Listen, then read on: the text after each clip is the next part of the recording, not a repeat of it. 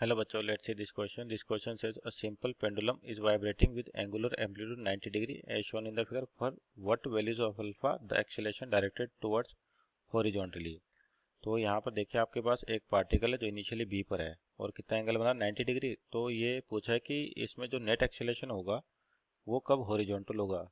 तो यहाँ पर बेसिकली बात करें की कॉन्सेप्ट की कि आपके पास होगा क्या कि जैसे ही इस ब्लॉक को रिलीज करेंगे अपन तो नीचे की ओर आएगा।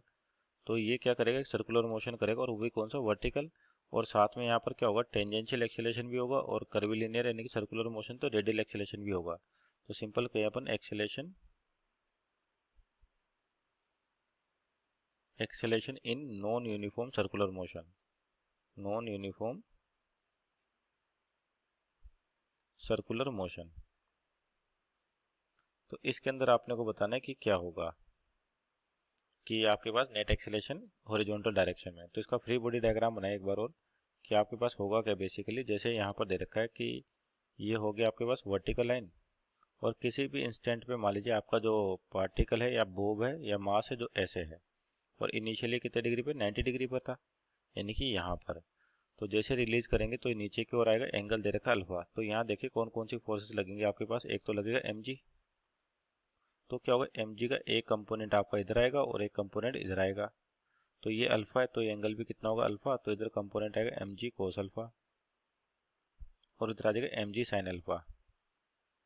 तो इस mg साइन अल्फा की वजह से क्या होगा, इसको जो एक्सेलेरेशन मिलेगा टेंजेंशियल और एक सर्कुलर मोशन के कारण आपका रेडियल एक्सेलेरेशन ये लगेगा। तो टेंजेंशियल एक्सेलेरेशन इसकी बात करें तो at, इसकी वैल्यू क्या होगी, mg sine alpha divide by mass means simple g sign alpha. तो ये तो हो गया टेंजेंशियल एक्सेलेरेशन। और जो रेडियल एक्सेलेरेशन होता है ये तो आपके पास v स्क्वायर बाई आर। तो r तो होगी इसकी लेंथ या रेडियस बोल दो और v यहाँ पर वेलोसिटी। तो वेलोसिटी कैसे निकाल सकते हैं अपन, एनर्जी कंजर्वेशन से। क्योंकि यहाँ पे जो फोर्स लग रहा है केवल ग्रेविटेशनल फोर्स लग रहा है। तो यहाँ देखें कि ये बोब या मास जब यहाँ पर पहुँचता है अल्फा एंगल पे तो कितना नीचे आ जाता है, इसको बोलते हैं अपन एच।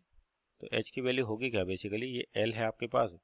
तो ये हो जाएगा एल साइन अल्फा और ये हो जाएगा एल कोस अल्फा, यानी कि एच की वैल्यू आ जाएगी एल कोस अल्फा। तो from energy conservation, from energy conservation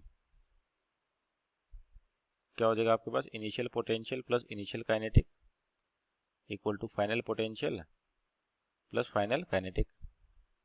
तो मानते हैं यहाँ पर ग्रेविटी का रेफरेंस अपन जीरो ले लेते हैं, यानी कि इसका मतलब यहाँ पे पोटेंशियल एनर्जी को जीरो मान लिया। तो इस वाले पॉइंट पर क्या होगा, mgh। तो h की वैल्यू है किसके बराबर, l के बराबर। तो इनिशियल पोटेंशियल हो जाएगा mgl आपके पास कोस अल्फा के इनिशियल जीरो, क्योंकि जब रिलीज करेंगे तो इसकी वेलोसिटी क्या होगी, जीरो। और u फाइनल यानी कि यहाँ पर पहुंच गए तो रेफरेंस अपन ने जीरो ले रखा और k फाइनल हो जाएगा हाफ mv स्क्वायर। तो इसका मतलब v स्क्वायर की जो वैल्यू आ जाएगी ये हो जाएगी एल जी कोस अल्फा। तो यहाँ से अपन ए आर की वैल्यू निकाल सकते हैं वी स्क्वायर बाई आर, और आर किसके बराबर, एल के बराबर। तो यहाँ से वी स्क्वायर की वैल्यू क्या हो जाएगी आपके पास, तो V square equal to simple हो गया आपके पास एल जी कोस अल्फा। तो ए आर की वैल्यू हो जाएगी वी स्क्वायर बाई आर और आर का मतलब एल। तो ये बचेगा जी कोस अल्फा। तो ये हो गया अपने पास रेडियल एक्सेलेरेशन। अब देखिए डायग्राम बनाते हैं। तो आपका टेंजेंशियल एक्सेलेरेशन तो इधर 80 और आपका रेडियल एक्सेलेरेशन इस डायरेक्शन में, दोनों कितने पर होते हैं, 90 डिग्री पर होते हैं आपके पास। कौन कौन सा, रेडियल और टेंजेंशियल। तो यहाँ पर इसका डायग्राम बनाए, वेक्टर डायग्राम बनाए दोनों के लिए। तो ये हो गया आपका रेडियल एक्सेलेरेशन इस तरीके से ए आर।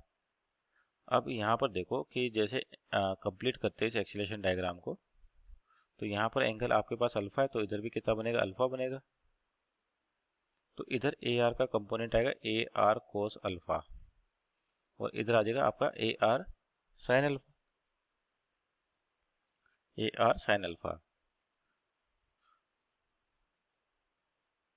उसी तरह से क्या हो, एटी के भी कंपोनेंट आएंगे आपके पास। एटी के कंपोनेंट कैसे होंगे देखिए।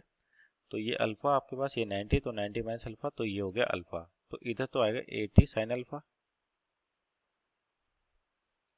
और इधर आ जाएगा आपका 80 कोस अल्फा। तो अगर अपने पास एक्सेलेरेशन हॉरिजॉन्टल होने चाहिए तो इसका मतलब इस डायरेक्शन में कोई कंपोनेंट नहीं होगा एक्सेलेरेशन का। इसका मतलब ए आर कोस अल्फा और 80 साइन अल्फा आपस में क्या होने चाहिए, बराबर होने चाहिए।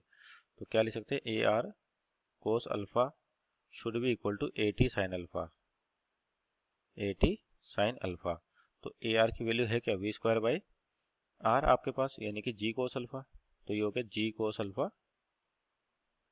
इंटू कोस अल्फा, तो कोस स्क्वायर अल्फा हो जाएगा g cos alpha into cos alpha, और 80 इसकी वैल्यू कितनी है अपने पास, जी साइन अल्फा, तो g sine alpha into sine alpha, तो ये हो जाएगा जी कोस स्क्वायर अल्फा और जी साइन स्क्वायर अल्फा। और यहाँ पर अगर देखें आपके पास वेलोसिटी की वैल्यू ये 2 भी है, तो यहाँ पर 2 आएगा।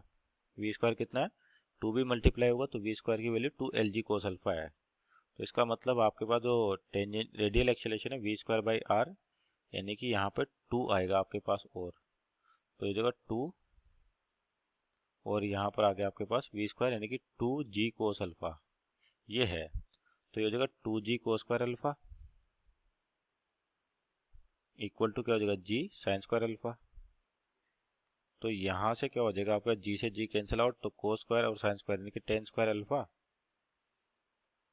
क्या हो जाएगा sine square cos square tan square alpha equal to, और ये इधर गया तो 2, तो यहाँ से टेन अल्फा कितना हो गया, अंडर रूट 2, तो अल्फा की वैल्यू आ गई टेन इनवर्स रूट 2, यानी कि ये कंडीशन होगी, अल्फा का एंगल ये होगा, तो आपके पास जो एक्सेलेरेशन होगा हॉरिजॉन्टल डायरेक्शन में, क्योंकि कैंसिल आउट हो जाएंगे, तो नेट एक्सेलेरेशन क्या होगा, A R sine alpha plus 80 cos alpha, और वो कैसा आएगा हॉरिजॉन्टल।